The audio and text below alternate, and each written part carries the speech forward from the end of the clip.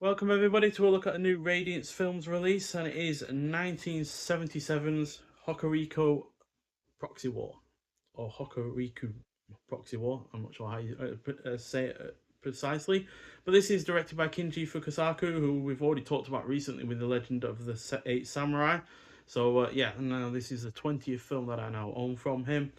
And this is a Yakuza film clocking in at 98 minutes long. Stars Hiroki Matsukata, who was in Battles Without Honor and Humanity, as well as Doberman Cop. Also stars Yumiko Nagawa, who was in the 18th Shin'ichi film, which was Shin'ichi and the Fugitives, as well as A Certain Killer and Killer's Mission, not related. Then we've also finally got Shinichi Chiba, who I've seen in 12 other films now.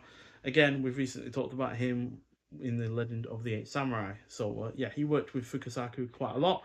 So loose cannon gangster Kawada rebels when his two-timing boss forms an alliance with a major crime syndicate. The syndicate's main rivals see Kawada as their perfect proxy, but his furious temper quickly rubs them the wrong way, leaving Kawada to face overwhelming forces. Now, this is the final film that director Kinji Fukasaku would make that would be in the Yakuza genre, and even though it isn't the best film he would do within that genre, it is also far from a low point. It's not, like I said, his best, but it's very, very close to being as good as his best.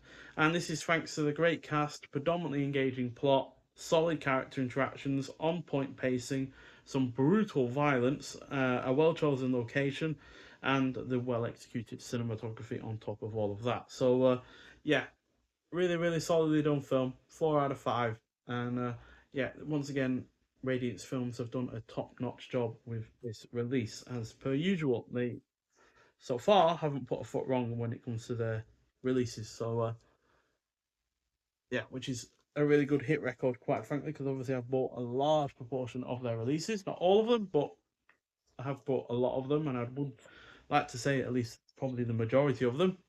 We also have the original reverse sleeve work here as well. Also, once again, get a booklet for one of these releases with a couple of shots from the film. And inside, you get your cast and your crew. Then you get Fukasaku's theory of Machiavellianism. Machiavellianism. I think that's how you say it. From 1977 by Munio Nakamura. Then we get Hokuriku style hard headedness from 1977 by Motohiko Kanu. Kano. And then we've got The Sanctity of Violence, also from 1977 by Asao Fujisawa. Then we get transfer notes and credits. So it's interesting that we don't have any new write-ups there. They are all from the period that this film was made. So that's interesting. I don't think we've had that before. And inside the booklet, again, we get shots from the film.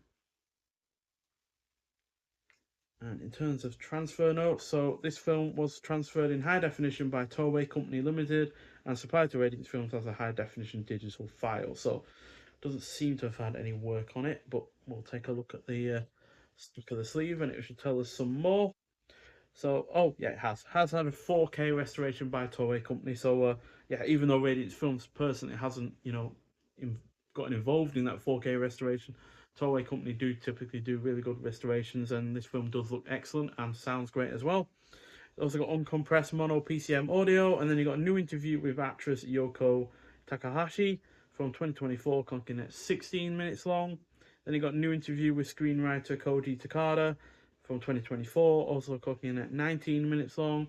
Then you got Yakuza film historian Akiko Aito on the real life Hokuriku Proxy War murder case. That's also from 2024, clocking at 15 minutes long.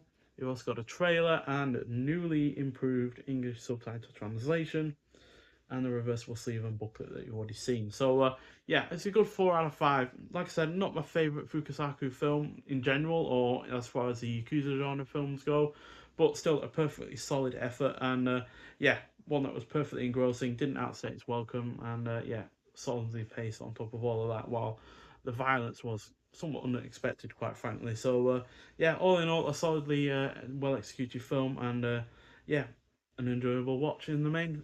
Quite frankly, no real issues with it at all. So, yeah, but nonetheless, thank you for watching. If you have seen this film before, I'd like to hear your thoughts on it, and I'll see you in the next one. Bye.